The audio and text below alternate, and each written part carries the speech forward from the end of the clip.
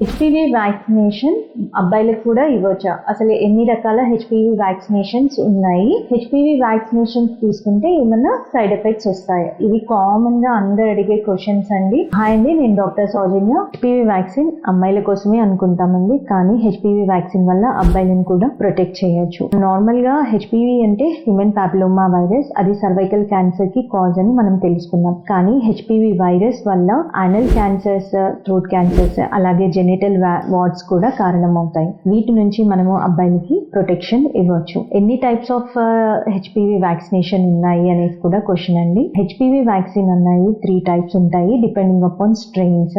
Bivalent strain వచ్చేసేసి సవారిక్ vaccine అండి. ఇందులో 2 బైవాలెంట్ అంటే 2 టైప్స్ ఆఫ్ స్ట్రెయిన్స్ ఉంటాయి. అవి హై రిస్క్ స్ట్రెయిన్స్ అయిన 16, 18. అలాగే గాడాసెల్ 4 లో 4 హై రిస్క్ స్ట్రెయిన్స్ కి ప్రొటెక్షన్ ఉంటుంది, లైక్ 6, 11, 16, 18. ఇంకొకటి గాడాసెల్ 9, దీంట్లో 9 హై రిస్క్ స్ట్రెయిన్స్ కి ప్రొటెక్షన్ ఉంటుంది. అలాగే ఇండియన్ వ్యాక్సిన్ అయిన సవావాక్ వ్యాక్సిన్, ఇందులో 4 స్ట్రెయిన్స్ కి ప్రొటెక్షన్ ఉంటుంది. వ్యాక్సిన్ సేఫా లేదా దీనివల్ల ఏమైనా సైడ్ ఎఫెక్ట్స్ ఉంటాయా అనేసి. ఈ వ్యాక్సిన్ అన్ని వ్యాక్సిన్ లాగానే ఈ వ్యాక్సిన్ లో చాలా మైల్డ్ సైడ్ ఎఫెక్ట్స్ ఉంటాయండి. లైక్ ఇంజెక్షన్ సైట్ లో పెయిన్, చిన్న స్వెల్లింగ్, ఫీవర్, వీక్నెస్, ఇవి దాదాపు 2 to 3 days లో తగ్గిపోతాయి.